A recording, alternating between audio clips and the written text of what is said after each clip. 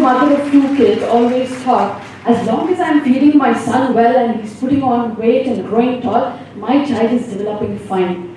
But that seems not the case. There is so much more to child development. It includes mastering skills like sitting, talking, walking, running. I thought this all came by itself. But we as parents have to keep track of all these things, which are called as child development milestones. And if a child is missing any of these milestones, it could be an alarming thing. And as a parent, we have to be really, have to keep an eye on all these things. So there are 5 areas of child development. The first one is cognitive development. This is the ability of the child to learn and solve problems. It all starts from a baby who's as young as 2 months old.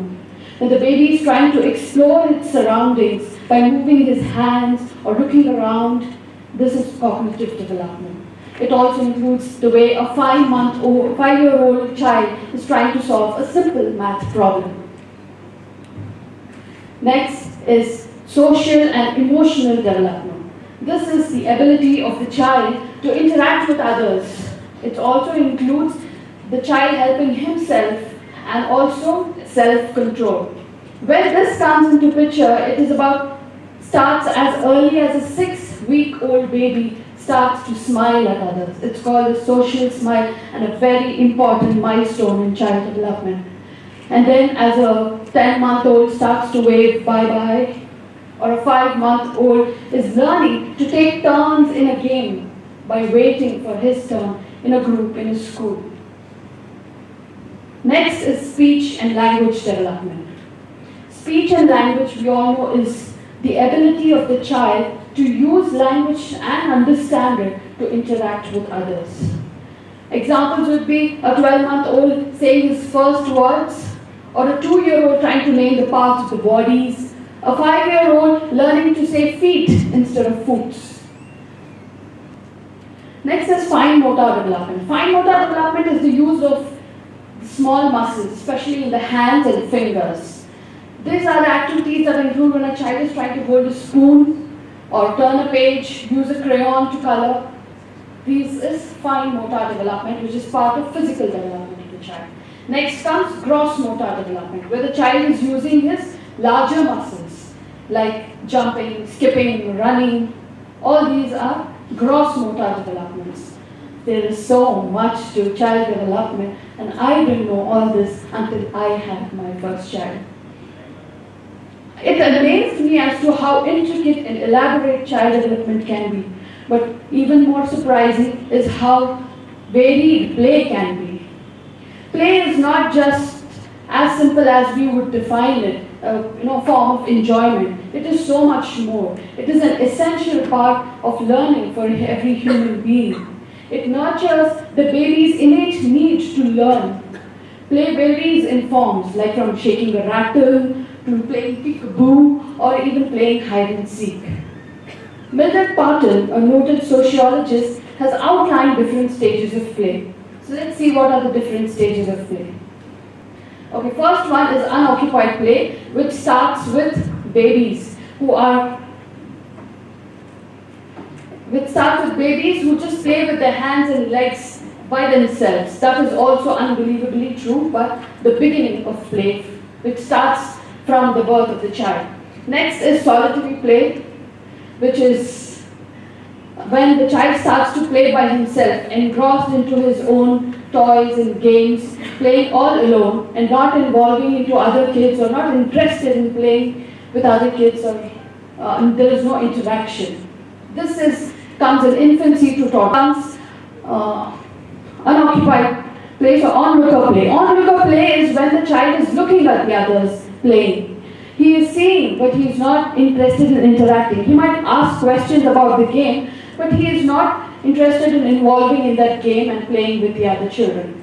Next comes parallel play, wherein the children are playing next to each other, sharing the toys but not necessarily interacting. But that shows the stage where the child is interested in having people around him, having other children around him.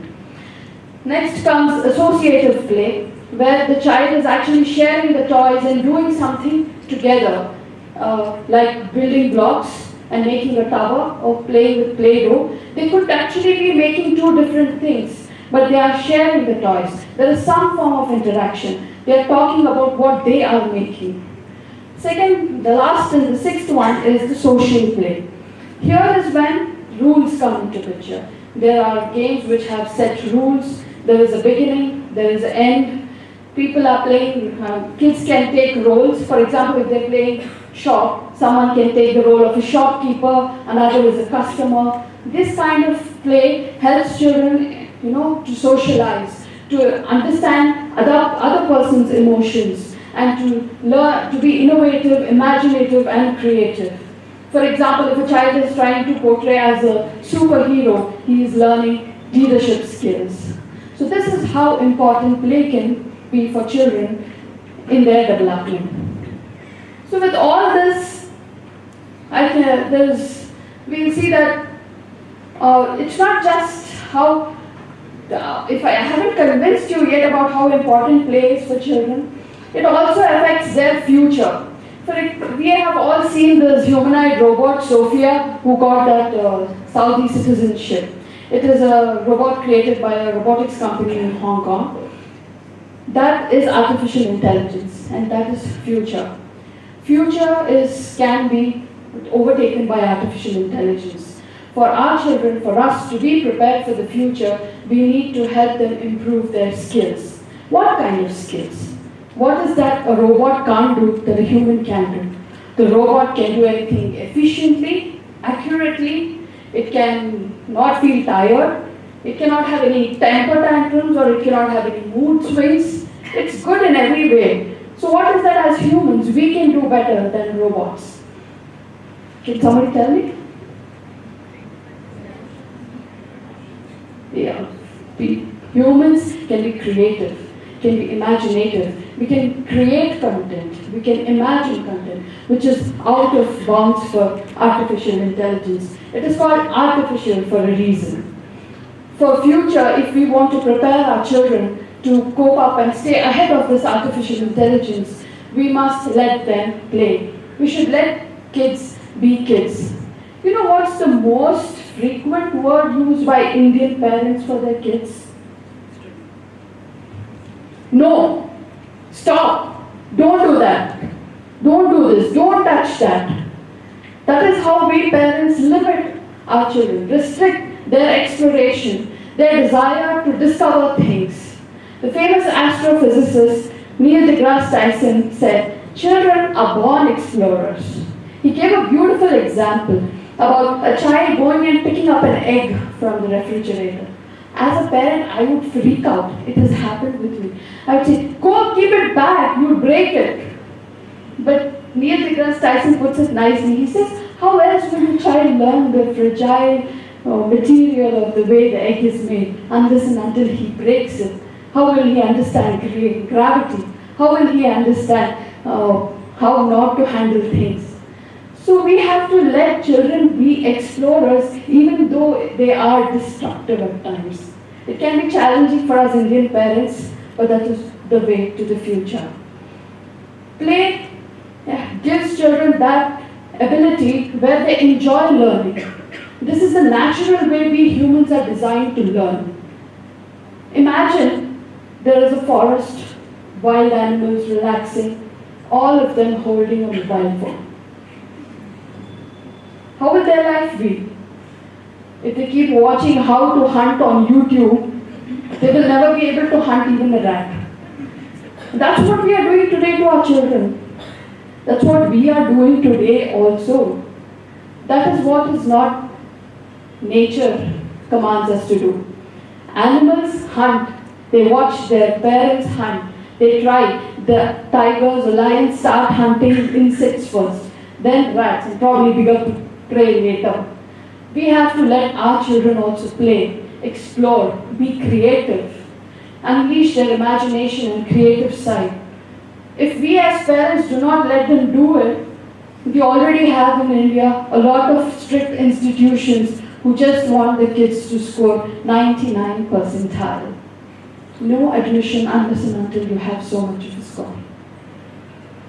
I have always seen a query on Quora where people, especially Indian parents, are asking, my child is 10 years old, I want him to join IIT for engineering. Is this the right time to admit him into some coaching classes? Could somebody suggest to me where do I put him in? Why? 10-year-old and he already is planning about his future to be an engineer. And what about the child? That is the reason why suicide rates are increasing in adolescents and children. As the time approaches for board exams and results, we read in newspapers so many children committed suicide because of peer pressure, because of parental pressure, or because parents are forcing their kids to do what they wanted to do.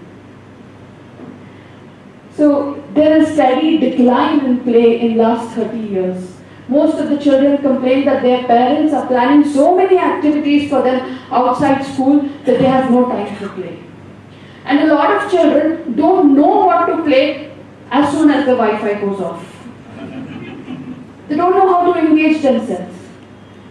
What do? They get so bored easily. I have seen this in my experience. They are restless. That is what the generation has come to. Wi-Fi dependent. So we have to make them independent of Wi-Fi. At least our childhood was not that way. Mine wasn't. I hope yours wasn't either. So the way we bring up our children is how the future is going to be. I can't stress more on the importance of play in this limited time. Albert Einstein once said, the true sign of intelligence is not knowledge, it's imagination. There is a reason why they say imagination has no limits. Artificial intelligence has. Human mind doesn't. So I urge you as parents or caregivers or anybody as associated with children, encourage children to play more outside than indoors. Give them open-ended toys, not something electronic that makes sound or lights, flashy thing. Toys like blocks, dolls, which uses their creativity and imagination, then enhances their brain development. Play, improves brain neural connections, making, in a sense, it makes the player more intelligent. So as long as we don't provide children with the right kind of environment, the right kind of tools to play, we will be hampering their development and their future too. In January this year, in Davos World Economic Forum, the CEOs of Unilever, Lego Foundation, and IKEA Group started an initiative called the Real Play Coalition. They are doing their bit because they know how important play is. They are committed to prioritize play in all groups of children all over the world, not just as a form of enjoyment, but a way to bring back the fire in learning. That's how the world is committed. We too need to commit ourselves to make sure that our future does not land in trouble. We as parents are always trying to push our kids into this class, that activity, this activity, without asking the child's liking towards it, whether or not the child likes to be a part of it. Relax, let the child do what he wants to do. Unless and until he does what he wants to do, he is not going to excel at it. Lily Tomlin puts it in a nice way. The thing about rat races, even if you win, then you're still a rat. And the rats are not the future of this world. Thank you.